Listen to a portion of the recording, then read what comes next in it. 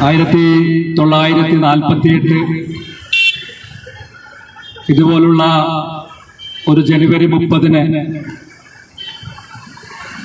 ഏതാണ്ട് വൈകിട്ട് 5:10 ഈ രാജ്യത്തിന്റെ സമുന്നതനായ രാഷ്ട്രപിതാവ് മഹാത്മാഗാന്ധിയെ നാഥുറാം വിനായക് ഗോഡ്സെ എന്ന സംഘപരിവാര ഹിന്ദുത്വ അക്രമി അങ്ങ് ബിർള ഹൗസിൽ അദ്ദേഹത്തിന്റെ പതിവ് സംഭാഷണ പരിപാടിയിലേക്ക് കടന്നു വന്നപ്പോൾ അദ്ദേഹത്തിന്റെ കാൽ തൊട്ട് വന്ദിക്കാനെന്ന ഭാവേന അദ്ദേഹത്തിനടുത്ത് കടന്നെന്നുകൊണ്ട് സ്വന്തം അറയിൽ നിന്നും പിസ്റ്റൾ ഊരിയിട്ട് ആ മഹാനുഭാവന്റെ ഇടനെഞ്ചിലേക്ക് 3 വെടിയുണ്ടകൾ പായിച്ചുകൊണ്ട് ആ മഹാത്മാവിനെ യശസ്വരീയനാക്കിയ ദിനമാണ്.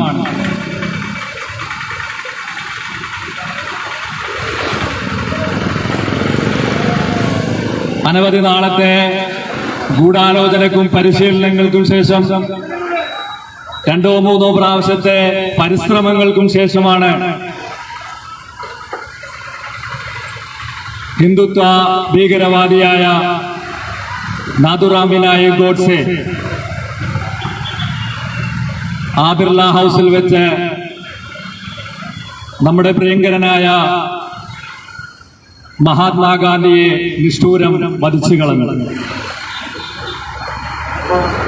നമുക്കറിയാം, തുടർന്ന് ആ ബിർള ഹൗസിലെ പൂന്തോട്ടക്കാരനായ രഘു നായക് ആ നാഥുറാം വിനായക് ഗോഡ്സെയെ പിന്തുടർന്ന് പിടിച്ച് കീഴടക്കി ഡൽഹിയിലെ തുഗ്ലക്ക് റോഡ് പോലീസ് സ്റ്റേഷനിൽ തയ്യാറാക്കിയ FIR പ്രകാരം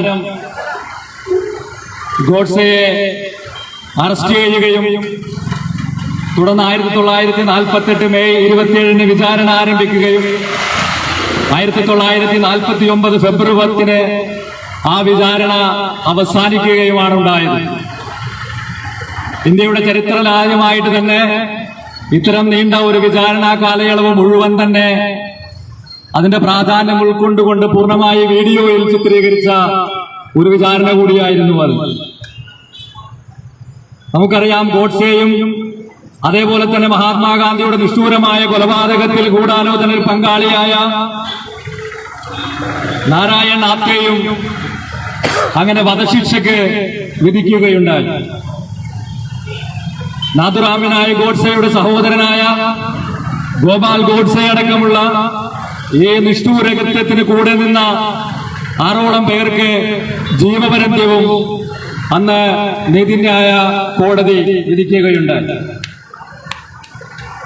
തുടർന്ന് പഞ്ചാബ് കോടതിയിൽ നൽകിയ അപ്പീലെല്ലാം തള്ളിക്കളഞ്ഞുകൊണ്ട് 1949 നവംബർ 15-ന് ഇന്ത്യ കണ്ട ഏറ്റവും വലിയ സംഘപരിവാര ഭീകരൻ നാഥുറാം വിനായക് ഗോഡ്സെയും നാരായൺ ആപ്റ്റെയുമെല്ലാം പഞ്ചാബിലെ അംബാല ജയിലിൽ വെച്ച് തൂക്കിലേറ്റുകയാണ് ഉണ്ടായത്.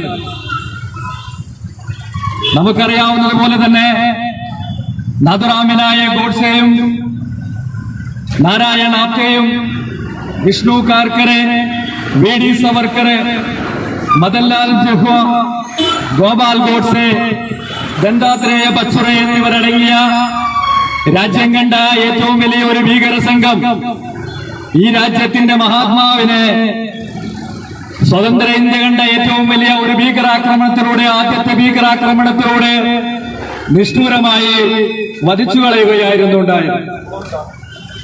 അന്ന് ഗാന്ധിയെ കൊന്ന് ഈ രാജ്യത്തിന്റെ അഖണ്ഡതയെ ചോദ്യം ചെയ്ത ആ സംഘപരിവാരം ഇന്ന് ഇന്ത്യ മഹാരാജ്യത്തെ ഇഞ്ചിഞ്ചായി കൊല്ലുന്ന ഒരു കാഴ്ചയാണ് നമ്മൾ കണ്ടുകൊണ്ടിരിക്കുന്നത്. തുടർന്നിങ്ങോട്ട് രാജ്യത്തിന്റെ മുക്കുമൂലകളിൽ, രാജ്യത്തിന്റെ തെരുവോരങ്ങളിൽ കലാപങ്ങളും സ്ഫോടനങ്ങളും അതേപോലെ തന്നെ ആൾക്കൂട്ടാക്രമങ്ങളിലൂടെയും ആരാധനാലയ ധ്വംസനങ്ങളിലൂടെയും തന്നെ ഹിംസാത്മകമായ ഹിന്ദുത്വം ഇന്ത്യയിൽ എന്നും ഭീകരവാഴ്ച തുടർന്നുകൊണ്ടിരിക്കുന്ന കാഴ്ചയാണ് നമ്മൾ കണ്ടുകൊണ്ടിരിക്കുന്നത്. അതിനുശേഷം 2014 നരേന്ദ്രമോദി സർക്കാർ അധികാരത്തിലേക്ക് വരുന്നതോടുകൂടി തന്നെ ബിജെപിയുടെ സർക്കാർ കേന്ദ്രത്തിൽ അധികാരത്തിലേറിയിട്ട് രാജ്യത്തിന്റെ ഭരണ സംവിധാനം പൂർണ്ണമായി ഹിന്ദുത്വ ശക്തികൾക്ക് വേണ്ടി ഉടച്ചുവാർക്കുന്ന കാഴ്ചകളാണ് നമ്മൾ കണ്ടുകൊണ്ടിരിക്കുന്നത്. ഇന്ത്യയുടെ മഹത്തായ ഭരണഘടനയും ജനാധിപത്യവും മതേതരത്വവുമെല്ലാം, അതേപോലെ തന്നെ ഇന്ത്യയുടെ ഫെഡറലിസവുമെല്ലാം ഫാസിസ്റ്റ് ദുർഭരണത്തിൽ നെരിഞ്ഞമർന്നുകൊണ്ടിരിക്കുന്ന കാഴ്ചകൾ നമ്മൾ കണ്ടുകൊണ്ടിരിക്കുകയാണ്. അതിനുശേഷം 2019 ഫാസിസ്റ്റ് രണ്ടാം ഭരണത്തോടുകൂടി ഇത് വളരെ ഭീകരമായി മാറിയിരിക്കുന്ന കാഴ്ചകൾ നമ്മൾ കണ്ടുകൊണ്ടിരിക്കുന്നു. ഭീകരവും വംശീയവുമായ നിയമങ്ങൾ ഇന്ത്യയുടെ പാർലമെന്റിന് നോക്കുകുത്തിയാക്കിക്കൊണ്ട് നിരന്തരമായി ചുട്ടെടുത്തുകൊണ്ടിരിക്കുന്നു. ജനാധിപത്യത്തിന്റെ അടിസ്ഥാനമായ ഇന്ത്യയുടെ പാർലമെന്റിനെ കേവലം നോക്കുകുത്തിയാക്കി മാറ്റിയിരിക്കുകയാണ്.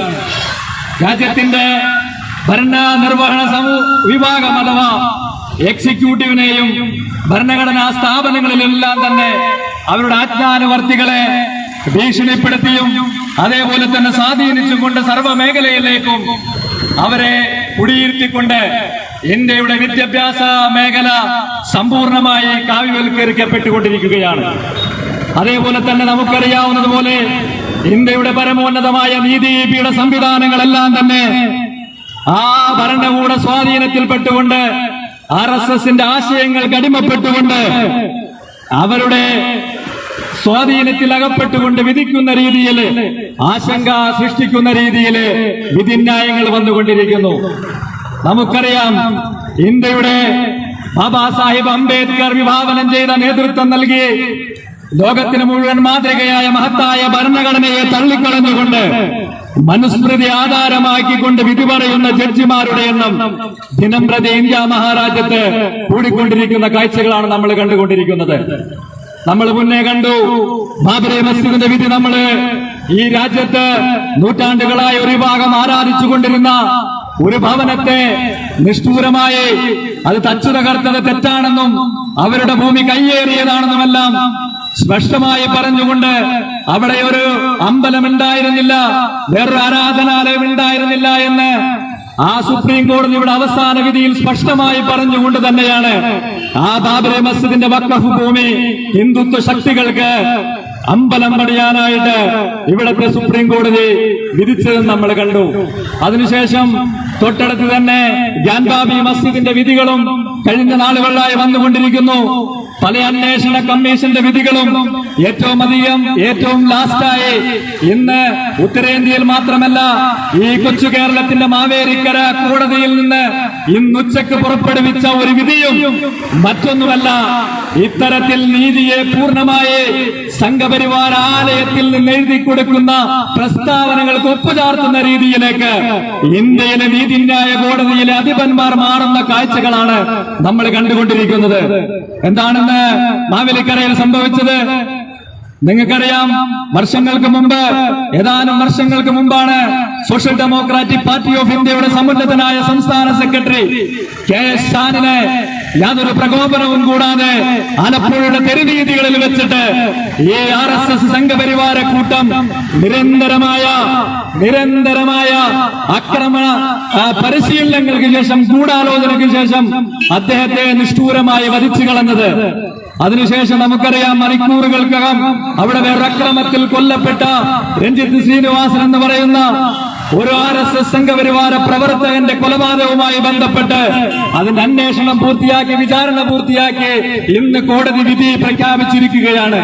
അതിൽ കുറ്റവാളികളാണെന്ന് നേരിട്ട് ബോധ്യപ്പെട്ടു എന്ന് പറയുന്ന 6ഓളം പ്രതികൾക്ക് അപ്പുറത്തേക്ക് അവർക്ക് ഒത്താശ ചെയ്തു കൊടുക്കുന്നു പറയുന്നു, അതേപോലെ അവരെ സഹായിച്ചു എന്ന് പറഞ്ഞുകൊണ്ട് ഇന്ത്യയുടെ നീതിന്യായ ചരിത്രത്തിലെ പങ്കെടുത്തുവെന്ന് ആരോപിക്കപ്പെടുന്ന 15 പ്രതികൾക്കും വധശിക്ഷ വിധിച്ചുകൊണ്ട് ഇന്ത്യയിലെ ഈ കേരളത്തിന്റെ ഇവിടുത്തെ ജഡ്ജിയുടെ സംവിധാനവും വരെ നീതിന്യായ സംവിധാനങ്ങൾ കളങ്കം ചാർത്തിക്കൊണ്ട് മഹത്തായ ഇന്ത്യയുടെ ഘടനയ്ക്ക് കളങ്കം ചാർത്തിക്കൊണ്ട് ഇവിടുത്തെ നീതിന്യായ സംവിധാനങ്ങൾക്ക് ഒരു തീരാക്കളങ്കമായിക്കൊണ്ട് അതിൽ ആരോപണവിധേയരായ മുഴുവൻ ആളുകൾക്കും ഏകപക്ഷീയമായി തൂക്കുകയർ വിധിച്ചിരിക്കുകയാണ്. അതേ നല്ല കാര്യം, അക്രമത്തിൽ പ്രവർത്തിച്ചവർക്ക് അത് തെളിവോടുകൂടി തെളിയിക്കപ്പെട്ടാൽ സമുന്നതമായ പൂർണ്ണമായ ശിക്ഷ നൽകണമെന്ന കാര്യത്തിൽ സോഷ്യൽ ഡെമോക്രാറ്റിക് പാർട്ടി ഓഫ് ഇന്ത്യക്ക് യാതൊരു തർക്കവുമില്ല. ഞങ്ങൾ അതിനെ അനുകൂലിക്കുന്നു. പക്ഷേ എന്തുകൊണ്ടാണ് അവിടെ രഞ്ജിത്ത് ശ്രീനിവാസൻ കൊല്ലപ്പെട്ടത്? അതിന് തൊട്ട് മണിക്കൂറുകൾക്ക് 6-7 മണിക്കൂറുകൾക്ക് മുമ്പ് സോഷ്യൽ ഡെമോക്രാറ്റിക് പാർട്ടി ഓഫ് ഇന്ത്യയുടെ സംസ്ഥാന നേതാവിന് നിഷ്ഠൂരം കൊന്നു തള്ളിയ ഒരു കേസുണ്ട്. അതിന്റെ അന്വേഷണം എവിടെ? അതിന്റെ വിചാരണ എവിടെ? അതിന്റെ പ്രതികൾ എവിടെ?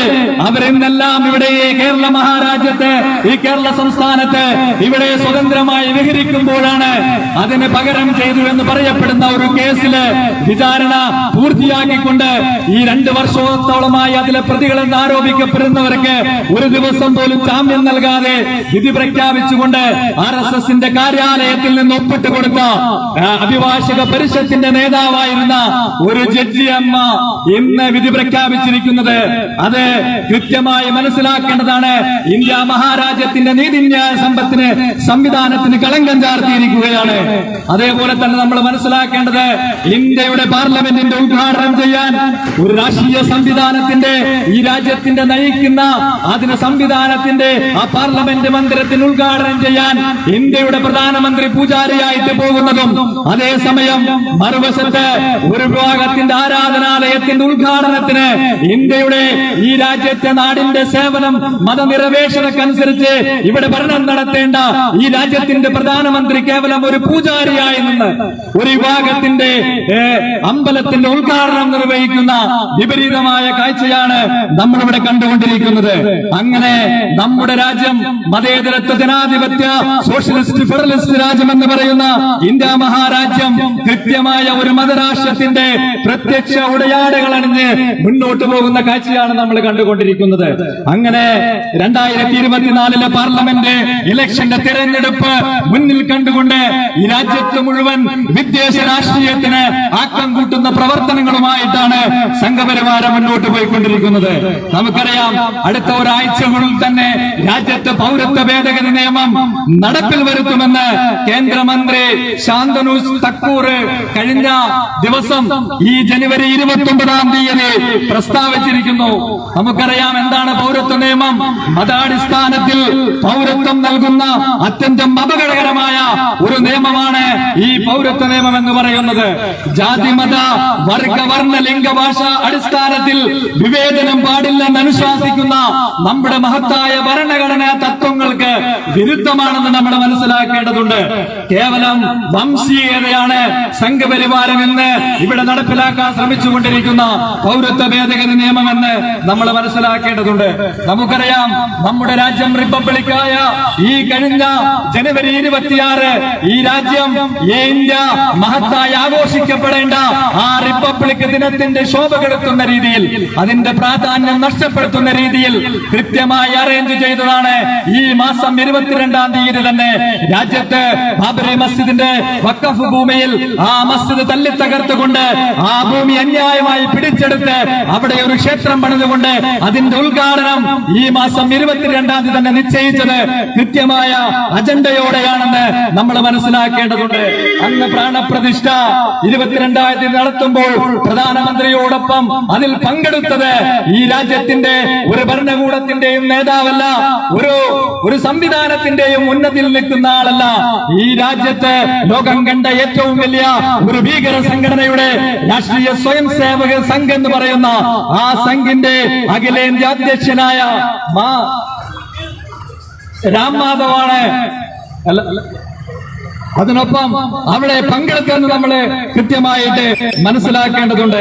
അതേപോലെ തന്നെ BJP രാഷ്ട്രീയ ലക്ഷ്യം മാത്രം മുന്നിൽ വെച്ചുകൊണ്ട് ഭരണ സംവിധാനത്തെ മുഴുവൻ ഉപയോഗിച്ചുകൊണ്ടാണ് രാജ്യം മുഴുവൻ ആഘോഷമാക്കുന്ന രീതിയിൽ ആ അമ്പലത്തിന്റെ പ്രാണപ്രതിഷ്ഠ നടത്തിയത് നമ്മൾ മനസ്സിലാക്കേണ്ടതുണ്ട്.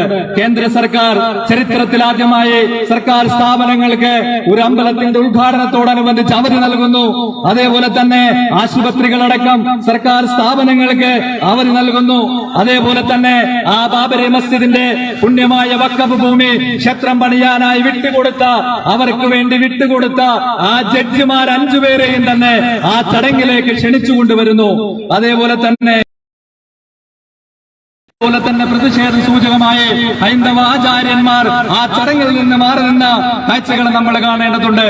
രാജ്യം മുഴുവൻ വിദ്യാദീപം, വീടുകളിൽ ദീപം തെളിയിക്കണമെന്ന പ്രധാനമന്ത്രിയുടെ പ്രസ്താവന കേവലം ചില BJP-ക്കാരുടെ വീടുകളിൽ മാത്രം തെളിക്കുന്ന രീതിയിലേക്ക് രാജ്യത്തെ ജനത തള്ളിക്കളയുകയുണ്ടായി. എന്നാൽ നമ്മൾ കൃത്യമായി മനസ്സിലാക്കേണ്ടതുണ്ട്, പള്ളി പൊളിച്ച് ക്ഷേത്രം പണിയുന്നത് ഹൈന്ദവ ധർമ്മത്തിന് നിരക്കുന്നതല്ല എന്ന് രാജ്യത്ത് ഹൈന്ദവ ധർമ്മം മുറുകെ പിടിക്കുന്ന, ഇത് ഞങ്ങളുടെ രാമനല്ല എന്ന് ഇവിടത്തെ ആചാര്യന്മാർ പ്രസ്താവിക്കുന്ന കാഴ്ചകളും നമ്മൾ കണ്ടുവെങ്കിലും, എന്നാൽ രാഷ്ട്ര സംവിധാനങ്ങളെ മതവൽക്കരിക്കുന്ന ഫാസിസ്റ്റ് സർക്കാരിന്റെ നടപടികളെ അത്യന്തം ഗൗരവത്തോടെ നമ്മൾ കാണേണ്ടതുണ്ട്. രാജ്യത്തിന്റെ ഭരണ സംവിധാനങ്ങളെ കൃത്യമായി മതവൽക്കരിക്കുന്ന ഒരു കാഴ്ചയാണ് കേന്ദ്ര സർക്കാർ ഇവിടെ നടത്തിക്കൊണ്ടിരിക്കുന്നത്. നമുക്കറിയാം, ഗാന്ധി വധം എന്ന ഹീനമായ കൃത്യത്തെ തുടർന്ന് ആ ഹീനകൃത്യത്തെ തുടർന്ന് RSSന് ഈ രാജ്യത്ത് നിരോധിക്കപ്പെട്ടു. എന്നാൽ ഈ രാജ്യത്തിന്റെ ഭരണസിരാ കേന്ദ്രത്തിൽ നിന്ന് കയറിയിരുന്നു കൊണ്ട് ആ RSS തന്നെയാണ് ഈ രാഷ്ട്രഘാതത്തെയും അതേപോലെ തന്നെ ഇന്ത്യയുടെ സകലമായ നന്മകളെയും കൊന്നുകൊണ്ടിരിക്കുന്നത്. അതുകൊണ്ട് തന്നെയാണ് കൃത്യമായി സോഷ്യൽ ഡെമോക്രാറ്റിക് പാർട്ടി ഓഫ് ഇന്ത്യയുടെ തെരുവോരങ്ങളിൽ നിന്നുകൊണ്ട് ഈ രാജ്യനിവാസികളോട് കരുതലോടെ നിലകൊള്ളണമെന്ന് പറഞ്ഞുകൊണ്ട് ഇന്നത്തെ ദിവസം, ഈ രക്തസാക്ഷി ദിവസം ജാഗ്രതാ ദിനമായി രാജ്യമെമ്പാടും ആചരിച്ചുകൊണ്ടിരിക്കുന്നത്. വരുന്ന തെരഞ്ഞെടുപ്പിൽ ഈ ജനവിരുദ്ധ ഭരണം അവസാനിപ്പിക്കുമെന്ന് പറഞ്ഞുകൊണ്ട് ഒരുപാട് പ്രതിജ്ഞയുമായി കടന്നു വന്ന ഇന്ത്യ മുന്നണി ഇന്ന് കൃത്യമായി ശിഥിലമായിരിക്കുന്നു. പക്ഷേ രാജ്യത്ത് ജനങ്ങൾക്ക് പേടിപ്പെടുത്തുന്ന ദുരന്തങ്ങൾ മാത്രം ഉണ്ടായിരുന്ന മോദി ഭരണം, അത് സമ്മാനിച്ച മോദി ഭരണം, പക്ഷേ തിരഞ്ഞെടുപ്പ് ആസന്നമായിരിക്കെ മോദിയുടെ ഗ്യാരണ്ടി എന്ന പേരിൽ ഇവന്റ് മാനേജ്മെന്റുമാർ കൊടുത്ത അജണ്ടയുമായി, അവർ കൊടുത്ത മുദ്രാവാക്യവുമായി, പ്രചരണങ്ങളുമായി നാട്ടിലിറങ്ങിയിരിക്കുകയാണ്. എന്നാൽ എന്താണ് ഇതിന്റെ വാസ്തവം? നമുക്കറിയാം, എന്തായിരുന്നു മോദിയുടെ ഗ്യാരണ്ടി? 15 ലക്ഷം നിങ്ങളുടെ അക്കൗണ്ടിലേക്ക് വരും. അതേപോലെ തന്നെ പെട്രോളിന്റെ വില പകുതിയായി കുറക്കും. അതേപോലെ തന്നെ രാജ്യത്തെ കള്ളപ്പണം തിരിച്ചു പിടിക്കും തുടങ്ങിയതടക്കമുള്ള മോദിയുടെ ഒരുപാട് രാജ്യ ഗ്യാരണ്ടികളല്ല, മറിച്ച് ഈ ഇന്ത്യ മഹാരാജ്യം ആവശ്യപ്പെടുന്നത് ഭരണഘടന ഉറപ്പു നൽകുന്ന മൂല്യങ്ങളുടെ ഗ്യാരണ്ടിയാണ് രാജ്യം എന്ന് ആവശ്യപ്പെടുന്നത്. ആ മഹത്തായ മൂല്യങ്ങൾ എന്ന് പറയുന്നത്, ആ ഗ്യാരണ്ടി എന്ന് പറയുന്നത് രാജ്യത്തിന്റെ സ്വാതന്ത്ര്യമാണ്, രാജ്യത്തിന്റെ നീതിയാണ്, സുരക്ഷയാണ്, തുല്യാവകാശമാണ്, വിദ്യാഭ്യാസമാണ്, തൊഴിലാണ്, സാമൂഹിക നന്മയാണ്, ജനാധിപത്യമാണ്, മതേതരത്വമാണ്, ഫെഡറലിസമാണ്. ഇത്തരത്തിൽ ഭരണഘടന നൽകുന്ന ഒരുപാട് മൂല്യങ്ങളാണ് നമുക്ക് വേണ്ടത്. ആ ഭരണഘടനയുടെ നന്മകൾ രാജ്യത്ത് തകർന്നുകൊണ്ടിരിക്കുമ്പോൾ ആ രാജ്യത്ത് തകർന്നുകൊണ്ടിരിക്കുന്ന നന്മയെ തിരിച്ചുപിടിക്കലാണ് നമ്മൾ ഓരോരുത്തരുടെയും ഉത്തരവാദിത്വമെന്ന് ബോധ്യപ്പെട്ടുകൊണ്ടാണ് നമ്മൾ മുന്നോട്ട് പോകേണ്ടതുണ്ട്. അതുകൊണ്ട് തന്നെ നമുക്കറിയാം, ഈ ജനുവരി ആദ്യം നമ്മുടെ പ്രധാനമന്ത്രി ഇക്കഴിഞ്ഞ ദിവസം ഇവിടെ തൃശ്ശൂരിൽ വരികയുണ്ടായി. അദ്ദേഹം അവിടെ നിന്നും പല പ്രാവശ്യം അദ്ദേഹത്തിന്റെ പ്രസംഗത്തിൽ 18ഓളം പ്രാവശ്യമാണ് മോദിയുടെ ഗ്യാരണ്ടി എന്ന് ഉദ്ഘോഷിച്ചത്. നമുക്കറിയാം, കൃത്യമായി ഇവന്റ് മാനേജ്മെന്റുമാര് കൊടുത്ത പരസ്യവാചകമാണത്, അതല്ലാതൊരു ഗ്യാരണ്ടിയുമല്ല. എന്താണ് അദ്ദേഹം പറഞ്ഞത്? അത് അദ്ദേഹം പറയുക മാത്രമല്ല, അവിടെ ഇരുന്ന സദസ്സിനെ മുഴുവൻ വിളിച്ചു പറയിപ്പിച്ചുകൊണ്ട് അത് ജനങ്ങളുടെ മനസ്സിലേക്ക് അടിച്ചേൽപ്പിക്കുമ്പോൾ എന്താണ് അദ്ദേഹം പറഞ്ഞത്? 4 കാര്യങ്ങളാണ് മോദി അവിടെ ഉയർത്തി കാണിച്ചത്. ഞങ്ങൾ എന്താണ് ചെയ്യുന്നത്? NDA സർക്കാരിന്റെ മുന്നിൽ 4 കാര്യങ്ങൾക്കാണ് പ്രാധാന്യം. എന്താണ് ആ പ്രാധാന്യം? ഒന്നാമതായി അദ്ദേഹം പറഞ്ഞത്, ഈ രാജ്യത്തെ നാട്ടിലെ ദരിദ്രരെ ദരിദ്രരെ ഞങ്ങൾ അഭിസംബോധന ചെയ്യാൻ പോകുന്നു. ആ ദരിദ്രരുടെ കാര്യമാണ് ഏറ്റവും പ്രധാനപ്പെട്ടത്. എന്നാൽ എന്താണ് നരേന്ദ്രമോദി അധികാരത്തിലേറിയതിനു ശേഷം നിങ്ങൾ മനസ്സിലാക്കേണ്ടതുണ്ട്, മോദി ഭരണത്തിൽ കീഴിൽ ദരിദ്രരുടെ എണ്ണം നാൾക്കുനാൾ കൂടിക്കൊണ്ടിരിക്കുന്ന കാഴ്ചയാണ് നമ്മൾ കണ്ടുകൊണ്ടിരിക്കുന്നത്.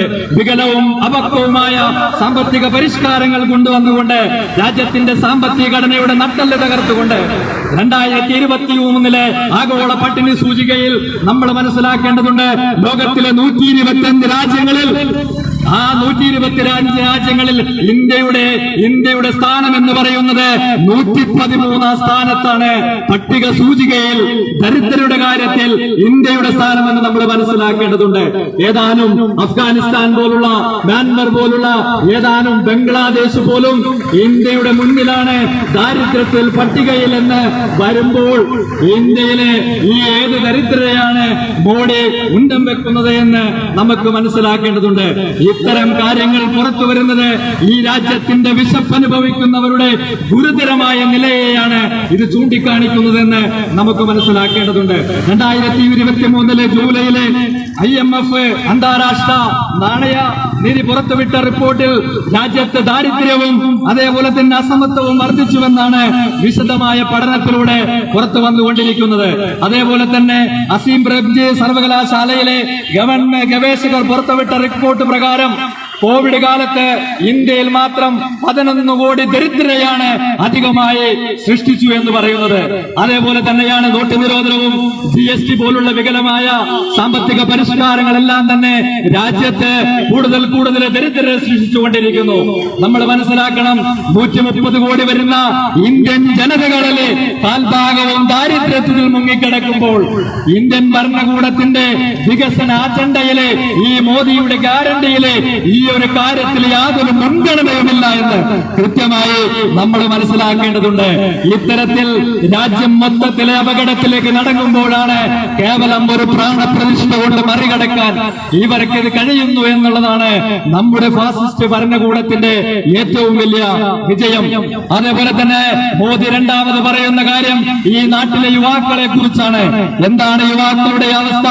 രൂക്ഷമായ തൊഴിലില്ലായ്മ മൂലം രാജ്യത്തെ ജനങ്ങൾ മുഴുവൻ നട്ടോട്ടമോടുന്ന ഒരു കാഴ്ചകൾ എത്തിക്കൊണ്ടിരിക്കുന്നു. ഈ മോദി അധികാരത്തിലെത്തിയ ശേഷം രാജ്യത്തെ ചരിത്രത്തിലെ ഏറ്റവും വലിയ തൊഴിലില്ലായ്മയുടെ നിരക്കിലെത്തിയ അവസ്ഥയും നമ്മൾ വിലയിരുത്തേണ്ടതുണ്ട്. മൂന്നാമതായി മോദി പറയുന്ന ആളുകൾ കർഷകരാണ്. ആ കർഷകരുടെ അവസ്ഥ എന്താണെന്ന് ഏതാനും വർഷങ്ങൾക്ക് മുമ്പ് നമ്മൾ കണ്ടതാണ്. കർഷകരുടെ ആത്മഹത്യ നമ്മുടെ നാട്ടിൽ ദിനംപ്രതി കൂടിക്കൊണ്ടിരിക്കുന്നു. നമ്മുടെ നാട്ടിലെ കോർപ്പറേറ്റുകൾക്ക് വേണ്ടിയിട്ട് ഈ കാർഷിക മേഖലയെ മുഴുവൻ തീരെഴുതി കൊടുക്കുന്ന ഗൂഢപദ്ധതികളുടെ ഭാഗമായി ചുട്ടെടുത്ത 3 നിയമങ്ങൾ അത് നടപ്പിലാക്കാനായിട്ട് മോഡി ഗവൺമെന്റ് മുന്നോട്ട് വന്നപ്പോഴാണ് രാജ്യത്ത് ഐതിഹാസികമായ കർഷക സമരം നടന്നത്. നമ്മൾ മനസ്സിലാക്കേണ്ടതുണ്ട്, ഈ രാജ്യത്ത് നമ്മളുടെ നിലനിൽപ്പിന്റെ ഏറ്റവും അടിസ്ഥാന വിഭാഗമായ രാജ്യത്തെ കർഷകരിലെ 700ഓളം വരുന്ന സാധാരണക്കാരായ കർഷകരുടെ ജീവൻ നൽകിയ, അവർ രക്തസാക്ഷിത്വം നൽകിയിട്ടാണ് ഐതിഹാസികമായി 1 വർഷത്തോളം രാജ്യതലസ്ഥാനത്ത് സമരം നടത്തിയിട്ടാണ് ആ കർഷക ബില്ലിൽ നിന്ന് ഈ രാജ്യത്തെ BJP ഗവൺമെന്റിനെ ഈ രാജ്യത്തെ കർഷകർ മുട്ടുകുത്തിച്ചത്. അങ്ങനെ ഇന്ന് അത് ഒളിവിലൂടെ ആ കർഷക നിയമങ്ങൾ നടപ്പിലാക്കുന്ന കാഴ്ചകളും നമ്മൾ കണ്ടുകൊണ്ടിരിക്കുകയാണ്. അങ്ങനെ രാജ്യത്തെ കർഷകരുടെ നട്ടെല്ലൊടിച്ചുകൊണ്ട് മോദി ഭരണം മുന്നോട്ട് പോകുമ്പോഴാണ് കർഷകരുടെ കാര്യത്തിലാണ് ഞങ്ങളുടെ 3ാമത്തെ അജണ്ട എന്ന് മോദി ഗ്യാരണ്ടി നൽകുന്നത്. 4ാമത്തെ അജണ്ടയാണ്, 4ാമത്തെ ഗ്യാരണ്ടിയാണ് ഏറ്റവും വലിയ പരിഹാസം. സ്ത്രീ സുരക്ഷ അത് ഞങ്ങളുടെ കീഴിലാണ് എന്ന് മോദി ഗ്യാരണ്ടി നൽകുമ്പോൾ എന്താണ് നമ്മുടെ നാട്ടിലെ സ്ത്രീകളുടെ കാര്യം? നിങ്ങളൊന്ന് സഹോദരിമാരെ, നിങ്ങളൊന്ന് മനസ്സിരുത്തേണ്ടതുണ്ട്. മോഡിയുടെ ഏറ്റവും പ്രധാന ഗ്യാരണ്ടി ഈ സ്ത്രീ സുരക്ഷയാണ്.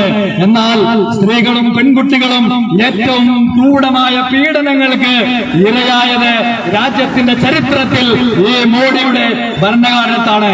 2023 ജൂലൈയിൽ ആഭ്യന്തര മന്ത്രാലയം നമ്മുടെ പാർലമെന്റിന് മുന്നിൽ വെച്ച രേഖയില് 2019-21 2 വർഷത്തിൽ മാത്രം ഇന്ത്യ മഹാരാജ്യത്ത് രാജ്യത്ത് നിന്ന് 13.13 ലക്ഷം പെൺകുട്ടികളും സ്ത്രീകളുമാണ് കാണാതായതെന്ന ഈ കണക്കുകളാണ് നമ്മുടെ പാർലമെന്റിന് മുന്നിൽ വരുന്നത്.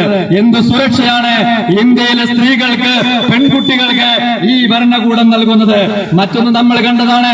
ഏതാനും നാളുകൾക്ക് മുമ്പാണ് മണിപ്പൂരിന്റെ തെരുവീതികളോടെ ഈ രാജ്യത്തിന്റെ ഒരു പ്രബല ന്യൂനപക്ഷമായ ക്രൈസ്തവ സഹോദരിമാരെ, 2 സഹോദരിമാരെ അവരുടെ ശരീരത്തിൽ ഉടുതുണിഞ്ഞു പോലുമില്ലാതെ വലിയൊരാൾക്കൂട്ടം തെരുവിലൂടെ നടത്തിയിട്ട് അവരുടെ സ്വകാര്യ ഭാഗങ്ങളിൽ സ്പർശിച്ചുകൊണ്ട് അവരെ പരസ്യമായി ആട്ടിത്തെളിപ്പിച്ച് തെരുവിലൂടെ അത് വീഡിയോയിൽ ഷൂട്ട് ചെയ്തുകൊണ്ട് രാജ്യമെമ്പാടും പ്രദർശിപ്പിച്ച് ഒരു കൂട്ടമായി ഒരു വയലേലകളിലേക്ക് കൊണ്ടുപോയിട്ട് ക്രൂരമായി ബലാത്സംഗം ചെയ്യുന്ന ഒരു കാഴ്ച ഇന്നേ വരെ അതിന് നടപടിയെടുക്കാൻ ഈ രാജ്യത്തെ ഗവൺമെന്റിനായിട്ടില്ല എന്ന് പറയുമ്പോഴാണ് ഈ ഗ്യാരണ്ടിയുടെ പൊള്ളത്തരം നമുക്ക് മനസ്സിലാകേണ്ടത്. അതേപോലെ തന്നെ മോദി മുഖ്യമന്ത്രിയായിരുന്ന ആ ഗുജറാത്തിൽ ആ വംശഹത്യയോടനുബന്ധിച്ച് നടന്ന നിങ്ങൾക്കറിയാം നിഷ്ഠൂരമായ ബലാത്സംഗം ബിൽക്കീസ് ബാനു, തൊട്ടടുത്ത നാടുകളിൽ വാർത്തകളിൽ നിറഞ്ഞിരുന്ന ബിൽക്കീസ് ബാനു, അദ്ദേഹത്തെ ആ സ്ത്രീയെ, ഗർഭിണിയായ ആ സ്ത്രീയെ ക്രൂരമായി ബലാത്സംഗം ചെയ്ത് അവർക്ക് ശിക്ഷിക്കപ്പെട്ട ആ കൊടും ഭീകരവാദികളായ സവർണ RSS ക്രിമിനലുകളെ നിരുപാധികം ജയിലിൽ നിന്ന് വിട്ടയക്കുന്ന കാഴ്ചയും അവർക്ക് തെരുവിൽ മധുരം നൽകിക്കൊണ്ട് BJP പ്രവർത്തകർ സ്വീകരിക്കുന്ന കാഴ്ചകളും നമ്മൾ കാണുമ്പോൾ ഇവരാണ് നമ്മളോട് പറയുന്നത് ഈ സ്ത്രീകൾക്ക് എന്താണ് സുരക്ഷ നൽകൂ എന്ന്. അതുപോലെ തന്നെ നമുക്കറിയാം രാജ്യത്തിന്റെ യശസ് അന്താരാഷ്ട്ര വേദികളെ ഉയർത്തിയ രാജ്യത്തിന്റെ വനിതാ ഗുസ്തി താരങ്ങളോട് ഇവിടുത്തെ BJPയുടെ നേതാവ് Brij Bhushan Singh MP, wrestling federation of ഇന്ത്യയുടെ പ്രസിഡന്റുമായ ബ്രിജ്ഭൂഷൺ സിംഗ് എന്താണ് കാട്ടിക്കൂട്ടിയതെന്ന് അദ്ദേഹത്തിന് സർവ്വവിധ ഒത്താശയും ചെയ്തു കൊടുത്ത BJP ഗവൺമെന്റ് പറയുന്ന ഈ പൊള്ളത്തരങ്ങൾ, ഗ്യാരണ്ടികൾ നമ്മൾ തള്ളിക്കളയേണ്ടതുണ്ട്. അതേപോലെയാണ് മുസ്ലിം സ്ത്രീകളെ രക്ഷിക്കുമെന്ന് പറഞ്ഞുകൊണ്ട് കൊണ്ടുവന്ന മുത്തലാഖ് നിയമം നമ്മൾ കൃത്യമായി മനസ്സിലാക്കേണ്ടതുണ്ട്. കേവലം ഇന്ത്യ മഹാരാജ്യത്തെ മുസ്ലിം സ്ത്രീകൾക്ക് മാത്രം മതിയോ സുരക്ഷ? ഇവിടുത്തെ ഹൈന്ദവർക്കും മതമില്ലാത്തവർക്കും ക്രിസ്ത്യാനി സ്ത്രീകൾക്കും ഒന്നും ഈ സുരക്ഷ വേണ്ടതില്ലേ? അവർക്ക് ഈ നിയമം ബാധകമാകേണ്ടതില്ലേ? ഒരു മുസ്ലിമായ ആള് ഭാര്യയെ ഉപേക്ഷിച്ചാൽ മാത്രമേ ക്രിമിനൽ കുറ്റമാവുകയുള്ളൂ. ഞങ്ങൾ പറയുന്നു ആ മുത്തലാഖ് നിയമം ഈ രാജ്യത്തിന്റെ മുഴുവൻ വിഭാഗങ്ങൾക്കും ഇവിടെ നടപ്പിലാക്കേണ്ടതുണ്ട്. അങ്ങനെ നടപ്പിലാക്കുമ്പോൾ അത് ഹിന്ദു വിഭാഗങ്ങൾക്ക് നടപ്പിലാക്കുകയാണെങ്കിൽ ആ മുത്തലാഖ് നിയമത്തിന്റെ പേരിൽ ആദ്യം അറസ്റ്റ് ചെയ്ത് ജയിലിലടക്കേണ്ടത് ഈ രാജ്യത്തിന്റെ പ്രധാനമന്ത്രിയായ സ്വന്തം ഭാര്യയെ നിഷ്കരണം ഉപേക്ഷിച്ച ഈ നരേന്ദ്രമോദിയെ തന്നെയായിരിക്കുമെന്ന കാര്യം ഞങ്ങളിവിടെ ചൂണ്ടിക്കാണിക്കാൻ ആഗ്രഹിക്കുകയാണ്. അതേപോലെ കൃത്യമായി മനസ്സിലാക്കേണ്ടതുണ്ട്. ഹത്രാസിൽ ദളിത് പെൺകുട്ടി, അദ്ദേഹം വനിതയെ, ആ പെൺകുട്ടിയെ സവർണ ഫാസിസ്റ്റ് കോമരങ്ങൾ അവരെ ബലാത്സംഗം ചെയ്ത് അത് പുറത്തു പറയാതിരിക്കാൻ അതിന്റെ നാവറുത്ത് കളഞ്ഞ് അതിനുശേഷം ആ സ്വന്തം വീട്ടുകാരെ, ആ സ്വന്തം മകളുടെ അവരുടെ മയ്യത്ത് അവരുടെ സംസാരം നടത്താൻ വിട്ടുതരണമെന്ന് പറഞ്ഞപ്പോൾ അതിന് പോലും വിട്ടുകൊടുക്കാതെ രാത്രിക്ക് രാത്രി ആ മൈതാനത്ത് കരിയിലകൾ കൂട്ടിയിട്ട് കത്തിച്ചു കളഞ്ഞ ഈ ഭരണകൂടമാണ് പറയുന്നത് സ്ത്രീകൾക്ക് സുരക്ഷ നൽകുന്നതാണ് ഞങ്ങളുടെ ഗ്യാരണ്ടി എന്ന് പറയുന്നത്. പ്രിയപ്പെട്ടവരെ, അമ്പലത്തിനകത്ത് വെച്ച് 8ഓളം ദിവസങ്ങളിൽ അങ്ങ് കാശ്മീരിലെ 8 വയസ്സുള്ള ആസിഫ ബാനു എന്ന് പറയുന്ന ഒരു പെൺകുട്ടിയെ ഈ കശ്മല കാട്ടാളന്മാർ BJPയുടെ പ്രവർത്തകർ നിഷ്ഠൂരമായി ബലാത്സംഗം ചെയ്ത് കൊന്നുകളഞ്ഞിട്ട് ആ BJP പ്രവർത്തകർക്ക് വേണ്ടി പ്രകടനം നയിച്ച BJP പ്രവർത്തകരുടെ നേതാവാണ് പറയുന്നത് സ്ത്രീകൾക്ക് സുരക്ഷ നൽകാനാണ് ഞങ്ങളുടെ ഗ്യാരണ്ടി എന്ന് പറയുന്നത്. പറഞ്ഞു വരുന്നത് കൃത്യമായി ഈ രാജ്യത്ത് മോദി നൽകിയ ഈ 4 ഗ്യാരണ്ടിയും പൊള്ളത്തരമാണെന്ന് കൃത്യമായി ഈ ജനങ്ങൾക്ക് മുന്നിൽ വിളിച്ചു പറയാൻ ഞങ്ങൾ ആഗ്രഹിക്കുകയാണ്. ഇങ്ങനെ വിളിച്ചു പറയുന്ന പേരിലാണ് ഞങ്ങളെ തുറങ്കിലടക്കുന്നത്. ഞങ്ങളുടെ സമാരാധ്യനായ സംസ്ഥാന സെക്രട്ടറി KH ഷാനെ നടുറോട്ടിലിട്ട് വെട്ടിക്കൊല്ലുന്നത്. അതിന്റെ പേരിലാണ് ഞങ്ങളെ നേതൃത്വങ്ങളെ ജയിലറകൾ അടക്കുന്നതെങ്കിൽ നിങ്ങളൊന്ന് ഓർത്തോളൂ. ഇത്തരത്തിലുള്ള കരുനിയമങ്ങൾ കൊണ്ടോ ഈ വിധികൾ കൊണ്ടോ നീതിന്യായ വ്യവസ്ഥ അട്ടിമറിച്ചത് കൊണ്ടോ ഈ തെരുവിൽ ശബ്ദിക്കുന്ന ഞങ്ങളുടെ ശബ്ദം നിലയ്ക്കുകയില്ല എന്നും കൂടുതൽ ആത്മവിശ്വാസത്തോടെ ഈ രാജ്യത്തിന്റെ ഭരണഘടന ഉയർത്തിപ്പിടിക്കുന്ന അവകാശങ്ങൾ മുന്നിൽ വെച്ചുകൊണ്ട് സംസാരിക്കാൻ സോഷ്യൽ ഡെമോക്രാറ്റിക് പാർട്ടി ഓഫ് ഇന്ത്യയുടെ ഓരോ പ്രവർത്തകനും മുന്നിൽ തന്നെ ഉണ്ടാവുമെന്ന കാര്യം ഞങ്ങൾ പറയാൻ ഇവിടെ ആഗ്രഹിക്കുകയാണ്. നമുക്കറിയാം, ഇത്തരത്തിൽ പൊള്ളയായ ഗ്യാരണ്ടിയുമായി 2024 തെരഞ്ഞെടുപ്പിന്റെ മുന്നോടിയായി ഇവിടെ പ്രചരണം നടത്തിക്കൊണ്ടിരിക്കുമ്പോൾ ഈ പൊള്ളത്തരങ്ങളെല്ലാം ഇവിടെ പൊളിച്ചടക്കപ്പെടേണ്ടതുണ്ട്. നമുക്കറിയാം, ഇത്തരത്തിൽ ഇല്ലാത്ത വികസനവും അതേപോലെ തന്നെ ഗ്യാരണ്ടിയും നൽകിക്കൊണ്ടു പോകുമ്പോൾ മണിപ്പൂരിലെ ക്രൈസ്തവ ന്യൂനപക്ഷങ്ങൾക്കെതിരായ വംശീയ അതിക്രമങ്ങൾ ഇന്ന് വരെ അതിനെ സ്റ്റോപ്പിടാൻ, അതിന് അറുതി വരുത്താൻ ഇന്ത്യ മഹാരാജ്യത്തെ ഗവൺമെന്റിന് കഴിഞ്ഞിട്ടില്ല. അതേപോലെ തന്നെ പ്രാണപ്രതിഷ്ഠിതയുടെ പേരിൽ രാജ്യത്തിന്റെ 7 സംസ്ഥാനങ്ങളിലാണ് വ്യാപകമായ കലാപങ്ങൾ കഴിഞ്ഞ ദിവസങ്ങളിൽ അരങ്ങേറിക്കൊണ്ടിരിക്കുന്നത്. നിങ്ങൾക്കറിയാം, മധ്യപ്രദേശിലാണ് 4 ക്രിസ്ത്യൻ ചർച്ചുകൾക്ക് മുകളിൽ അന്ന് പ്രാണപ്രതിഷ്ഠ, അന്ന് പ്രകടനം നടത്തിയിട്ട് കാവിക്കൊടി കെട്ടിയതെങ്കിൽ ഇന്ന് മുംബൈയിൽ അതിനെതിരെ പ്രതികരിച്ച ഒരു സമൂഹത്തിന്റെ 50ഓളം വീടുകളെ ബുൾഡോസർ ഉപയോഗിച്ച് തകർത്തുകൊണ്ട് ഈ രാജ്യത്ത് എന്ത് നിയമമാണ് നടപ്പിൽ വരുത്തുന്നതെന്ന് ഇവിടെ കൃത്യമായി അവർ കാണിച്ചു തന്നിരിക്കുകയാണ്. അങ്ങനെ ഇന്ത്യ മഹാരാജ്യത്ത് ഇവരുടെ നിയമങ്ങൾ നടപ്പിലാക്കാനായി ഇന്ത്യയിലെ ഏകാധിപത്യം അരക്കെട്ടുറപ്പിക്കുന്ന രീതിയിൽ മുന്നോട്ട് പോകുമ്പോൾ ഇതിനെതിരെ കൃത്യമായ നിലപാടുകളുമായി നമുക്ക് പോകേണ്ടതുണ്ട്. നമുക്ക് മനസ്സിലാക്കേണ്ടതുണ്ട്, ഇന്ത്യയുടെ സ്വാതന്ത്ര്യത്തെ കുറിച്ച് പഠിക്കുന്ന ഒരു സ്വീഡിഷ് ഏജൻസി അതിന്റെ റിപ്പോർട്ട് പ്രകാരം ഏറ്റവും അധികം സ്വേച്ഛാധിപത്യ ഭരണം നടക്കുന്ന 10 രാജ്യങ്ങളിലെ ഇന്ത്യ മഹാരാജ്യം ഉൾപ്പെട്ടിരിക്കുന്ന പുതിയ റിപ്പോർട്ടുകൾ പുറത്തേക്ക് വന്നുകൊണ്ടിരിക്കുകയാണ്. നമ്മുടെ രാജ്യത്തെ ജനാധിപത്യത്തെ കശാപ്പ് ചെയ്തുകൊണ്ട് ഏകാധിപത്യം അരക്കെട്ടുറപ്പിക്കുന്ന നടപടികളുമാണ് BJP ഭരണം മുന്നോട്ട് കൊണ്ടുപോയിരിക്കുന്നത്. അതിന് ഏറ്റവും വലിയ ഉദാഹരണമാണ് ഈ കഴിഞ്ഞ ശീതകാല സമ്മേളനം പാർലമെന്റിൽ അരങ്ങേറിയത്. നമുക്കറിയാം എന്താണ് സംഭവിച്ചത്. ഈ കഴിഞ്ഞ ഡിസംബർ 13 പാർലമെന്റിന്റെ ശീതകാല സമ്മേളനത്തിൽ 146 അംഗങ്ങളെയാണ് അകാരണമായി സസ്പെൻഡ് ചെയ്തത്. എന്തിനാ സസ്പെൻഡ് ചെയ്തത്? അവരെന്താണ് ചെയ്ത തെറ്റ്? BJP MP-യുടെ പാസ് കൊണ്ട് ഈ രാജ്യത്ത് ചില ഭീകര കൂട്ടങ്ങള് രാജ്യത്തിന്റെ പരമോന്നത ഈ പാർലമെന്റിൽ കയറിയിട്ട് അവിടെ പുകബോംബ് പൊട്ടിച്ച് രാജ്യത്തിന്റെ സുരക്ഷയെ തന്നെ അപകടപ്പെടുത്തിയ ആ സുരക്ഷാ വീഴ്ച ചോദ്യം ചെയ്തുകൊണ്ട് പാർലമെന്റിലെ പ്രധാനമന്ത്രി നരേന്ദ്രമോദിയും ആഭ്യന്തരമന്ത്രി അമിത്ഷായും മറുപടിപെടണമെന്ന് ആവശ്യപ്പെട്ട രാജ്യത്ത് നമ്മൾ തെരഞ്ഞെടുത്തു വിട്ട 146 MP-മാരെയാണ് ആ നിഷ്കരണം പാർലമെന്റിന്റെ പുറത്താക്കിയത്. അത് കേവലം ഒരു പെട്ടെന്നെടുത്ത തീരുമാനമല്ല. കൃത്യമായി നിങ്ങൾ മനസ്സിലാക്കേണ്ടതുണ്ട്. അങ്ങനെ അവരെ പുറത്താക്കിയിട്ട് ഇരു സഭകളിൽ നിന്നുമായി അവരെ 17ഓളം ബില്ലുകളാണ്, നിയമങ്ങളാണ് പാസാക്കിയത്.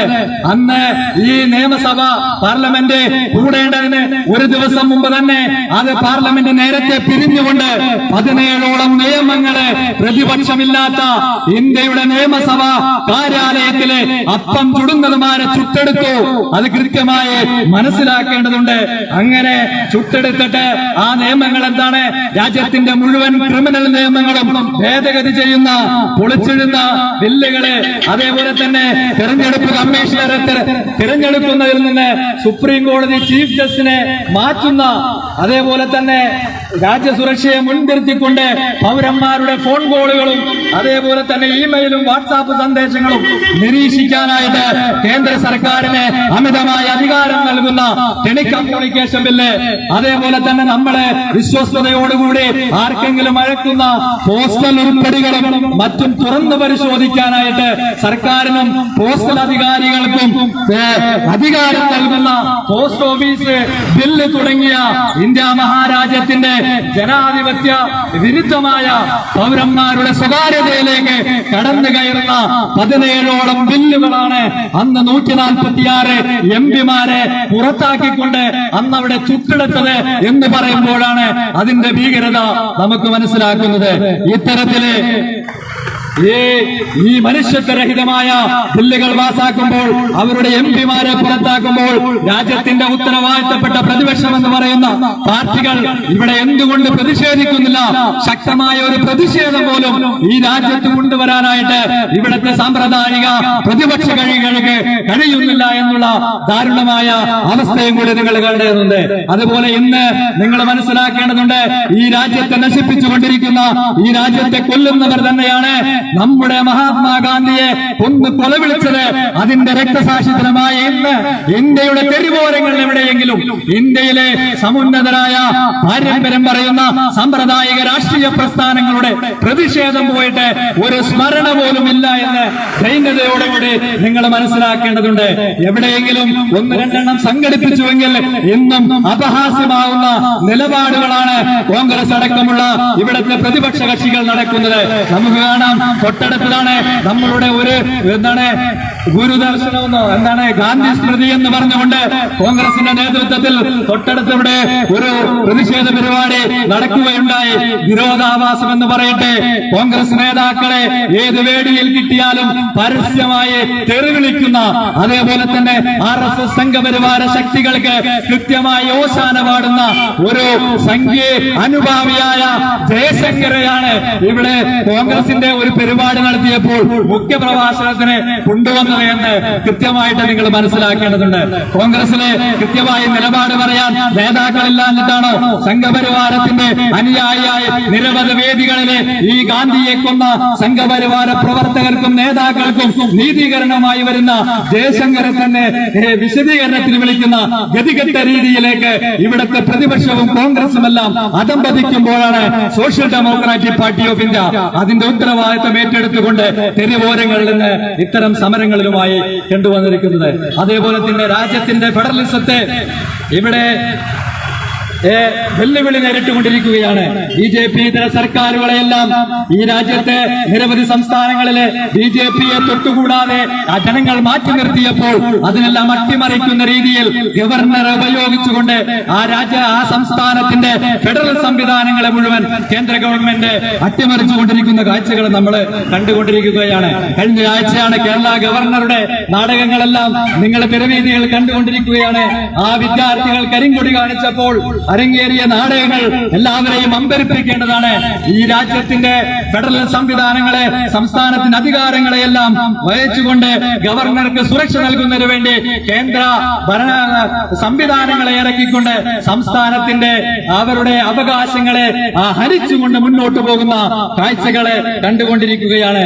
അതേപോലെ തന്നെ ഏകീകൃത നികുതി സമ്പ്രദായങ്ങൾ വന്നുകൊണ്ട് GST ഏർപ്പെടുത്തിക്കൊണ്ട് സംസ്ഥാനങ്ങൾക്ക് കിട്ടേണ്ട നികുതി വരുമാനം പൂർണ്ണമായി തടഞ്ഞുകൊണ്ട്, അതേപോലെ തന്നെ ആ നികുതിയിലെ സംസ്ഥാനങ്ങൾ കിട്ടേണ്ട വിഹിതങ്ങൾ തടഞ്ഞുകൊണ്ട്, അതേപോലെ സംസ്ഥാനങ്ങൾക്ക് അവരുടെ വികസനം നടത്താനായിട്ട് ലോകബാങ്കിൽ നിന്നും അതേപോലെ തന്നെ കേന്ദ്രത്തിൽ നിന്നുമെല്ലാം കടമെടുക്കുന്നതിന്റെ പരിധികളെല്ലാം വെട്ടിക്കുറച്ചുകൊണ്ട് സംസ്ഥാനത്തെ കൃത്യമായി ഞെരുക്കിക്കൊല്ലുന്ന ഒരു കാഴ്ചകളും കൂടി നമ്മൾ കണ്ടുകൊണ്ടിരിക്കുകയാണ്. അതിലും ഏറ്റവും ഭീകരമായിട്ടുള്ളത് ഈ രാജ്യത്തെ ഇന്ത്യൻ യൂണിയനിലെ ഏതൊരു സംസ്ഥാനത്തിനും സംസ്ഥാന പദവി ഒഴിവാക്കാനും സംസ്ഥാനങ്ങൾ തമ്മിൽ ലയിപ്പിക്കാനുമുള്ള കേന്ദ്ര ഭരണ പ്രദേശമാക്കി യാതൊരു മുന്നറിയിപ്പും കൂടാതെ ഏകപക്ഷീയമായി മാറ്റാനുള്ള അധികാരം ഇന്ത്യയുടെ പാർലമെന്റിന് ഉണ്ട് എന്നുള്ള ഒരു അതിഗുരുതരമായ ഒരു നിയമം കൂടി സുപ്രീം കോടതി കഴിഞ്ഞ ദിവസം പ്രഖ്യാപിച്ചത് ദൂരവ്യാപകമായ പ്രത്യാഘാതങ്ങൾ സൃഷ്ടിക്കുമെന്ന് നമ്മൾ കൃത്യമായി മനസ്സിലാക്കേണ്ടതുണ്ട്. അതിന്റെ ഭാഗമായിട്ട് കൂടിയാണ് കാശ്മീരിന്റെ പ്രത്യേക പദവി ഉറപ്പാക്കുന്ന 370 വകുപ്പ് റദ്ദാക്കിയ വിധിച്ച നടപടിയിലാണ് സുപ്രീം കോടതിയുടെ ഇത്തരം നിരീക്ഷണം വന്നുകൊണ്ടിരിക്കുന്നത്. നമുക്കറിയാം, സ്വാതന്ത്ര്യ ലബ്ധിക്ക് ശേഷം ഇന്ത്യയെ ഒരു ഫെഡറൽ സ്റ്റേറ്റ് ആക്കി മാറ്റുകയും വിവിധ നാട്ടുരാജ്യങ്ങളെ ഇന്ത്യൻ യൂണിയനോട് കൂടി ചേർക്കുകയും ചെയ്ത വേളയിൽ പല രാജ്യങ്ങൾക്കും പല സംസ്ഥാനങ്ങൾക്കും അവരുടെ ഭൂപ്രകൃതിക്കനുസരിച്ച് അവരുടെ നാട്ടിലെ പ്രശ്നങ്ങൾക്കനുസരിച്ച് ആ നിരവധി ആനുകൂല്യങ്ങൾ അംഗീകാരങ്ങൾ നൽകിയെങ്കിൽ ആ സംസ്ഥാന നിയമനിർമ്മാണ സഭയുടെ അംഗീകാരത്തോടുകൂടി മാത്രമല്ലാതെ അത് മാറ്റാൻ പാടില്ല എന്ന ഇന്ത്യയുടെ ഭരണഘടന എഴുതി വെച്ചത് അത് ആ വ്യവസ്ഥയുടെ താല്പര്യത്തിനെതിരാണ് പുതിയ കോടതി നിരീക്ഷണമെന്ന് നമ്മൾ കാണേണ്ടതുണ്ട്. ഈ നിരീക്ഷണം ഈ ഫാസിസ്റ്റ് ഭരണകൂടത്തിന്റെ അന്യായമായ ഇടപെടലുകൾക്ക്, നടപടിക്രമങ്ങൾക്ക് എളുപ്പമാക്കുമെന്ന് നിങ്ങൾ കരുതിയിരിക്കേണ്ടതുണ്ട്. അതിനപ്പുറം നിങ്ങൾ മനസ്സിലാക്കേണ്ടതുണ്ട്, ഇവിടെ രാമരാജ്യം വരുമെന്നും നീതി നിർവഹിക്കുമെന്നുമെല്ലാം ഒരു വശത്ത് പൊള്ളത്തരങ്ങൾ പറയുമ്പോൾ ഇന്ത്യ മഹാരാജ്യത്തെ ബഹുഭൂരിപക്ഷം വരുന്ന സാധാരണക്കാരുടെ ജീവിതം ദുസ്സഹമാക്കി മുന്നോട്ട് പോയിക്കൊണ്ടിരിക്കുകയാണ്. ഇന്ധനവില കുതിച്ചുയർന്നുകൊണ്ടിരിക്കുന്നു. ഡീസൽ, പെട്രോൾ, മണ്ണെണ്ണ, പാചകവാതകങ്ങൾ, വാണിജ്യ സിലിണ്ടറുകൾ എന്നിവയുടെ വില വർധന ചങ്ങാത്ത മുതലാളിമാർക്ക് വേണ്ടി നിരന്തരം അവരുടെ ഖജനാവ് കുത്തിനിറക്കാൻ വേണ്ടി മാത്രമായി ഈ നിയമങ്ങളെല്ലാം പൊളിച്ചെഴുതി കോർപ്പറേറ്റുകൾക്ക് ഒത്താശ പാടിക്കൊണ്ടിരിക്കുന്നു. നിത്യോപയോഗ സാധനങ്ങളെ വില അനിയന്ത്രിതമായി വർദ്ധിച്ചുകൊണ്ട് അതിൽ നിന്ന് ജീവൻ രക്ഷാ മരുന്നുകൾക്ക് പോലും യാതൊരു ഇളവുമില്ല എന്ന് കൃത്യമായി നമ്മൾ മനസ്സിലാക്കേണ്ടതുണ്ട്. ഇത്തരത്തിൽ ജനങ്ങൾ മുഴുവൻ ഒരു ഭാഗത്ത് കൃത്യമായി ദുരിതം അനുഭവിക്കുമ്പോൾ മറുവശത്തെ ദേശസുരക്ഷയുടെ പേരിൽ ഈ നാട്ടിലെ ജനങ്ങളെ വിഡ്ഢികളാക്കുന്ന കാഴ്ചകളും കൂടി കേന്ദ്ര ഗവൺമെന്റ് നമ്മളോട് ചെയ്തുകൊണ്ടിരിക്കുകയാണ്. ദേശസുരക്ഷയെ കുറിച്ച് വാചാലരാകുന്നവർ ഭരണത്തിരിക്കുമ്പോഴാണ് ഇവിടെ ഇന്ത്യ മഹാരാജ്യത്ത് പാർലമെന്റ് അക്രമങ്ങൾ തുടർച്ചയായി അരങ്ങേറുന്നത്. നമുക്കറിയാം, BJP MP-യുടെ സന്ദർശക വിസയിലാണ് ഇന്ത്യയുടെ പരമോന്നതമായ പാർലമെന്റിനകത്ത് പുകബോംബുകൾ പൊട്ടിച്ചുകൊണ്ട് അരക്ഷിതാവസ്ഥ സൃഷ്ടിച്ചതെന്ന് ഇവരുടെ കപട സുരക്ഷ പുറത്ത് വലിച്ചു കീറുകയാണ്. അതേപോലെ തന്നെ നമുക്കറിയാം, കഴിഞ്ഞ പാർലമെന്റ് തെരഞ്ഞെടുപ്പിന് മുമ്പ് ഈ രാജ്യത്തിന്റെ സൈനികരെ, സ്വന്തം സൈനികരെ പുൽവാമയിൽ കുരുതി കൊടുത്തുകൊണ്ടാണ് അവർ രാജ്യത്തിന്റെ ഭരണം പിടിക്കാനായിട്ട് മുന്നോട്ട് വന്നതെങ്കിൽ ഒരു വശത്തെ ദേശസുരക്ഷ, രാജ്യസുരക്ഷ, രാജ്യസ്നേഹം എന്ന് പറയുമ്പോൾ മറുവശത്ത് ചൈന അരുണാചൽ പ്രദേശിലും അതേപോലെ തന്നെ അതിർത്തി പ്രദേശങ്ങളിലുമെല്ലാം ഏക്കർ കണക്കിന് സ്ഥലം കയ്യേറിക്കൊണ്ട് അവിടെ ഫ്ളാറ്റുകളും ഗ്രാമങ്ങളും യാതൊരു കൂസലുമില്ലാതെ നിർമ്മിച്ചു മുന്നോട്ട് പോകുന്ന അവസ്ഥ നമ്മൾ കണ്ടുകൊണ്ടിരിക്കുമ്പോൾ രാജ്യസുരക്ഷയുടെ മറവിലെ ഈ രാജ്യത്തെ പട്ടിണിപ്പാവങ്ങളെ വഞ്ചിച്ചു മുന്നോട്ട് പോകുന്ന കാഴ്ചകളാണ് നമ്മൾ കണ്ടുകൊണ്ടിരിക്കുന്നത്. രാജ്യത്തിന്റെ പൊതുകടം അത് ഈ ചന്ദ്രയാനിലേക്ക് ബഹിരാകാശത്തിലേക്ക് ചന്ദ്രയാൻ പോകുന്നതിലും കൂടുതൽ സ്പീഡിലാണ് രാജ്യത്തിന്റെ പൊതുകടം ഉയർന്നുകൊണ്ടിരിക്കുന്നത്. നമുക്കറിയാം, ദേശീയ കടം 2023 മാർച്ച് 31 വരെ രാജ്യത്തിന്റെ ദേശീയ കടം എന്ന് പറയുന്നത് 155.6 ലക്ഷം കോടി രൂപയായി മാറിയിരിക്കുന്നു. നിങ്ങൾ മനസ്സിലാക്കേണ്ടതുണ്ട്, 2014 ഈ നരേന്ദ്രമോദി അധികാരത്തിലേറുന്നതിന് മുമ്പ് അത് കേവലം 58.5 ലക്ഷം കോടിയായിരുന്നെങ്കിൽ ഇന്നത് 158.6 കോടി രൂപയായിട്ട് ഇന്ത്യയുടെ ദേശീയ കടം മാറിയിരിക്കുന്ന കാഴ്ചകള് നമ്മൾ കാണേണ്ടതുണ്ട്. ഞാൻ സമാപിക്കുകയാണ്. ഗാന്ധിയെ കൊന്നവരെ, ആ ഗാന്ധിയെ കൊന്നവരെ അതുകൊണ്ട് അവസാനിപ്പിക്കാതെ നമ്മുടെ രാജ്യത്തെ, ഇന്ത്യ മഹാരാജ്യത്തെ ഇന്ന് നിഷ്ഠൂരമായി ഇഞ്ചിഞ്ചായി കൊന്നുകൊണ്ടിരിക്കുമ്പോൾ നമുക്ക് മൗനം പാലിക്കാൻ, നമുക്ക് മൗനം ദീക്ഷിക്കാൻ, നമുക്ക് കൈകെട്ടി നിൽക്കാൻ ആവില്ല എന്ന് ഉറക്കെ പ്രഖ്യാപിക്കാനാണ് social democratic party of India ഇന്ന് ഇത്തരം പ്രോഗ്രാമുകളുമായി രാജ്യത്തിന്റെ തെരുവീതികളിൽ ഇറങ്ങിയിരിക്കുന്നത്. ഈ മോദിയുടെ ഗ്യാരണ്ടി എന്ന് പറയുന്നത് കേവലം പൊള്ളയാണെന്നും ഈ രാജ്യത്തിന്റെ പൗരന്മാർക്ക് അതല്ല വേണ്ടത്, അവർക്ക് പ്രതീക്ഷയും രാഷ്ട്രീയ ദിശാബോധവും നൽകേണ്ടത് ഇന്ത്യയുടെ മഹത്തായ ഭരണഘടന നൽകുന്ന ഗ്യാരണ്ടിയുമാണെന്ന് ഓർമ്മപ്പെടുത്തുകയാണ്. അതെ, നമ്മുടെ ഭരണഘടനയാണ് നമ്മൾ ഉയർത്തിപ്പിടിക്കേണ്ടത്. ഈ രാജ്യത്തെ മഹോന്നതമായ ആ ഭരണഘടനയുടെ രാജ്യത്തെ വീണ്ടെടുക്കാൻ നമുക്ക് സാധിക്കേണ്ടതുണ്ട്. അങ്ങനെ സാധിക്കുന്നതിന് വേണ്ടി നമ്മൾ മുന്നിട്ടിറങ്ങേണ്ടതുണ്ട്. ഈ രാജ്യത്തിന്റെ ഭരണഘടനയ്ക്ക് മുകളിൽ രാഷ്ട്രീയ പാർട്ടികളെ അവർ വിശ്വാസത്തെ സ്ഥാപിച്ചാൽ നമ്മുടെ രാജ്യത്തിന്റെ സ്വാതന്ത്ര്യം നഷ്ടപ്പെടുമെന്ന് മഹോന്നതനായ മഹാനുഭാവിയായ ചിന്തകൻ BR അംബേദ്കർ എന്ന ആ മഹോന്നതൻ രാജ്യത്തിന്റെ ഭരണഘടന നമ്മൾക്ക് മുന്നിൽ വെച്ച അദ്ദേഹത്തിന്റെ പ്രവചനം ഇന്ന് അക്ഷരാർത്ഥത്തിൽ രാജ്യത്ത് യാഥാർത്ഥ്യമായി കൊണ്ടിരിക്കുകയാണ്. അങ്ങനെ കേന്ദ്ര സർക്കാരിന്റെ ഫാസിസ്റ്റ് വാഴ്ചക്കും രാജ്യ താൽപര്യങ്ങൾക്കും ഭരണഘടനാ മൂല്യങ്ങൾക്കുമെതിരായ മോദിയുടെ നയനിലപാടുകൾക്കെതിരെ സംസാരിക്കുന്നവരെ രാജ്യത്ത് മതത്തിന്റെയും ജാതിയുടെയും അപ്പുറം തന്നെ അവർ അടിച്ചമർത്തുന്ന കാഴ്ചകൾ നമ്മൾ കണ്ടുകൊണ്ടിരിക്കുകയാണ്. അങ്ങനെ സംസാരിച്ചവരെയാണ് നരേന്ദ്ര ദബോൽക്കറെ, ഗോവിന്ദ് പൻസാരെ, MM കൽപുരിയെ, ഗൗരി ലങ്കേഷിനെ, സഞ്ജീവ് ഭട്ടിനെ പോലെയുള്ള ഈ രാജ്യത്തെ ഭരണകൂടത്തോട് വിയോജിച്ച പലരും ഇന്ന് അവരാൽ കൊല്ലപ്പെടുകയോ രാജ്യത്തിന്റെ കൽക്കുറങ്ങിൽ അടപ്പെടുകയോ ചെയ്ത ചെയ്തിട്ടുണ്ട്. അതുകൊണ്ട് തന്നെ രാജ്യത്തിന്റെ ഭരണകൂടത്തിന്റെ ഈ വികലമായ ഭരണകൂടത്തെ വിമർശിക്കുന്നത് രാജ്യദ്രോഹമാകുന്ന രീതിയിൽ രാജ്യത്തിന്റെ ഫാസിസ്റ്റ് നീതി തെരുവുകളിൽ മാത്രമല്ല അധികാര സ്ഥാപനങ്ങളിലും ഇന്ന് ദൃശ്യമായിക്കൊണ്ടിരിക്കുന്ന കാഴ്ചകൾ നമ്മൾ കണ്ടുകൊണ്ടിരിക്കുകയാണ്. അതേ ജനാധിപത്യ വിശ്വാസികളെ, മതേതര വിശ്വാസികളെ ഭയപ്പെടുത്തലും അടിച്ചമർത്തലുമാണ് ഫാഷിസത്തിന്റെ പ്രായോഗിക പദ്ധതികളെന്ന് നമ്മൾ തിരിച്ചറിയേണ്ടതുണ്ട്. നാം ഭയപ്പെടുകയില്ല എന്ന് ദൃഢനിശ്ചയം ചെയ്താൽ ഈ ഫാഷിസത്തിന്റെ പരാജയം അവിടെ തുടങ്ങും. അത് നിങ്ങൾ മനസ്സിലാക്കേണ്ടതുണ്ട്. നാം ഭയപ്പെടേണ്ടത് നാം ഭയപ്പെടുന്നുണ്ടോ എന്നുള്ളതാണ്.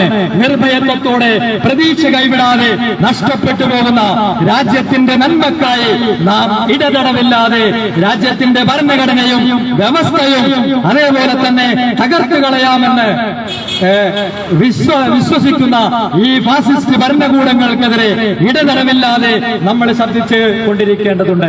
നൂറ്റാണ്ടുകളുടെ പോരാട്ടങ്ങളിലൂടെ കെട്ടിപ്പടുത്ത രാജ്യത്തിന്റെ ഈ ഭരണഘടനയെയും വ്യവസ്ഥയെയും തകർത്തു കളയാമെന്ന് ആരെങ്കിലും വ്യാമോഹം കൊള്ളുന്നുണ്ടെങ്കിൽ അത് കേവലം വ്യാമോഹം മാത്രമായിരിക്കുമെന്ന് പറയാൻ ഈ വേദിയിൽ ഞാൻ ആഗ്രഹിക്കുകയാണ്. അതുകൊണ്ട് ഈ പൗരന്മാരെ ഭയപ്പെടുത്തി കീഴ്പ്പെടുത്തുന്നതിലൂടെ മാത്രമേ ഫാസിസ്റ്റുകൾക്ക് അവരുടെ അജണ്ട നടപ്പിലാക്കാൻ കഴിയുകയുള്ളൂ എന്ന് തിരിച്ചറിഞ്ഞതുകൊണ്ടാണ് ഇവിടെയാണ് social democratic party of India മുന്നോട്ട് വെക്കുന്ന അവരുടെ ഈ സമകാലീനമായ ഏറ്റവും പ്രസക്തമായ മുദ്രാവാക്യം ഭയത്തിൽ നിന്ന് മോചനം, വിശപ്പിൽ നിന്ന് മോചനം, freedom from hunger, freedom from fear, ഭൂഖ് സേ ആസാദി, ഭയ സേ ആസാദി എന്ന ഡർ സേ ആസാദി എന്ന മഹോന്നതമായ ഈ മുദ്രാവാക്യത്തിന്റെ മുന്നിൽ ഈ നക്ഷത്രാങ്കിത വ്യക്തഹരിത വരാതക്കുള്ളിൽ ഈ പാർട്ടിയുടെ മുദ്രാവാക്യത്തിന്റെ പ്രസക്തി അറിഞ്ഞുകൊണ്ട് നിങ്ങൾ ഏവരും തന്നെ പ്രബല പ്രതിപക്ഷ കക്ഷികൾ ഇന്ന് ഈ രാജ്യത്തിന്റെ വിശ്വാസം നഷ്ടപ്പെട്ടുകൊണ്ട് നമുക്കറിയാം, കഴിഞ്ഞ ദിവസമാണ് രാജ്യത്തെ രക്ഷിക്കുമെന്ന് പറഞ്ഞ ഇന്ത്യ മുന്നണിയുടെ നെടുനായകൻ നിതീഷ് കുമാർ ഈ രാവിലെ BJP ആണെങ്കിൽ വൈകുന്നേരം കോൺഗ്രസ്, അത് കഴിഞ്ഞ് BSP, അങ്ങനെ രാജ്യത്തെ ഒറ്റുകൊടുത്തുകൊണ്ട് രാജ്യത്തിന്റെ മതേതരത്തെ ഒറ്റുകൊടുത്തുകൊണ്ട് ഓന്തിനെ പോലും നാണിപ്പിച്ചുകൊണ്ട് നിതീഷ് കുമാർ അടക്കമുള്ള കോൺഗ്രസിന്റെ 10 MPമാരടക്കമുള്ളവർ മറുകണ്ഠം ചാടുമ്പോൾ ഈ പ്രബല കക്ഷികളിൽ വിശ്വാസം നഷ്ടപ്പെട്ട രാജ്യത്തിന്റെ ഭൂരിപക്ഷം വരുന്ന സാധാരണക്കാരെ ഒപ്പം ചേർത്ത് പിടിച്ചുകൊണ്ട് ഈ രാജ്യത്തിന്റെ വീണ്ടെടുപ്പിനായി SDPI നടത്തുന്ന പോരാട്ടങ്ങൾക്ക്, സമരങ്ങൾക്ക്, ഇടപെടലുകൾക്ക് സമ്പൂർണമായ പിന്തുണ നൽകണമെന്ന് ഈ മതേതര ജനാധിപത്യ സമൂഹത്തോട് ആഹ്വാനം ചെയ്തുകൊണ്ട് ഞാൻ നിർത്തുകയാണ്. രാജ്യത്തിന്റെ വീണ്ടെടുപ്പിന് ഒരുമയോടെ നമുക്ക് മുന്നേറാമെന്ന് പറയുന്നുകൊണ്ട് ജയ് ഹിന്ദ്, ജയ് SDPI.